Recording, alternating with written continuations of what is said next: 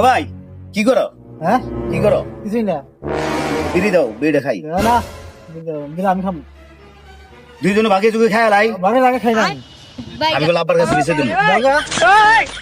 हे प्रभु हे प्रभु हे हरि राम कृष्ण এমন বুঝিস কিন্তু যাও বুঝছি যাও গা আমি আব্বার কাছে কিন্তু ঠিকই বিচার দিমু। যাও গা আচ্ছা যাও পিছা দাও গা যাও এই দাঁড়া কি পিছা দাও সম্পর্ক কাছে আমি দেখ